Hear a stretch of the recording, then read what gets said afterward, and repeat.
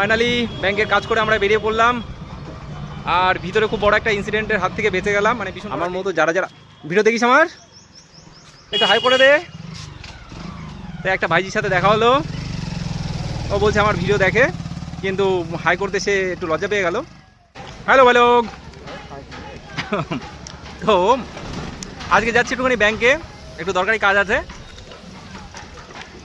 তো এই ভ্যানে উঠে গেছি, কাকা ভ্যানে করে নিয়ে যাচ্ছে আমাদেরকে। পাশে আছে আমার গোপীদা, একটু হাই করে দাও। তো চলো ব্যাংকের ওখানে গিয়ে দেখা হচ্ছে।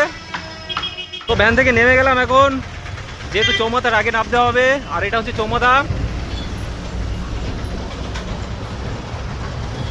তো দেখে নিচ্ছ আমাদের গোমা চৌমাথাটা কেমন। তো এখান থেকে আরেকটু হেঁটে যেতে হবে, তারপর হচ্ছে তোমার আমাদের বন্ধন ব্যাংক। তো চলো বন্ধন ব্যাংকের সামনে দেখা হচ্ছে।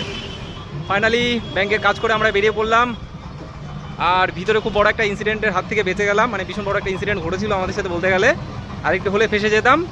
তো এই ভিড়ের মধ্যে আমি বলতে পারছি না, আশেপাশে অনেকটা নয়েজ আছে। আর তো ব্যাংকে কেন এসেছিলাম সেটাও বলবো, সাথে থেকো। তো চৌমাথা পার করে আমরা চলে আসলাম টোটোতে। টোটো ধরে নিলাম, ভ্যান পাইনি। আর এখনকার যা মূল্যবৃদ্ধি হয়েছে তাতে করে আমার মনে হয় হেঁটে যাওয়াটাই বেটার, কিন্তু একটু ব্যস্ততার মধ্যে রয়েছি, তার জন্য আমাদের এই টোটো করে যেতে হচ্ছে। নাহলে বেকার 10 টাকা দিতাম না। আর ইনকাম করতে তো কতটা কষ্ট হয় শুধুমাত্র ছেলেরাই জানে, এই ব্যক্তিও জানে, ইনি বিবাহিত। তো চলো নেমে কথা হচ্ছে। তো যে ইনসিডেন্টের কথা বলছি, আসলে ব্যাংকের সামনে গিয়ে ভিডিও করেছিলাম, ঠিক আছে। আর আমরা উপরে গিয়ে যখন টাকা তোলার কথা বললাম, তখন বললো যে সার্ভার নেই দাদা, তুমি কিছুক্ষণ বসো বা 20 মিনিট পরে আসো।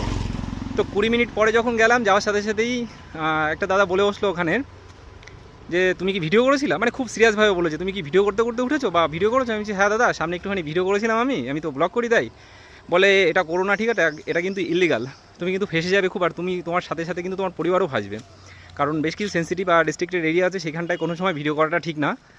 আর অবশ্যই আমি জানতাম না এগুলো। আর আমাদের মানে আমার মতো যারা যারা ভিডিও দেখিস আমার একটু হাই করে দে।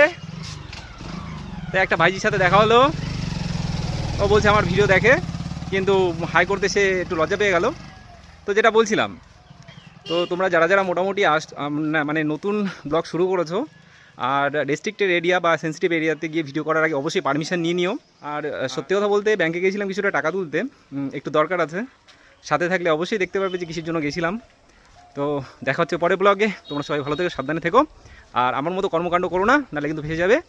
ভাগ্য ভালো স্টাফটা আমার চেনা জানার মধ্যে ছিল। দাদাটা বললো যে দাদা তোমার ভাগ্য ভালো যে এখনও ম্যানেজারের কাছে এই কথাটা যায়নি, নাহলে কিন্তু তুমি ফেসে যেতে।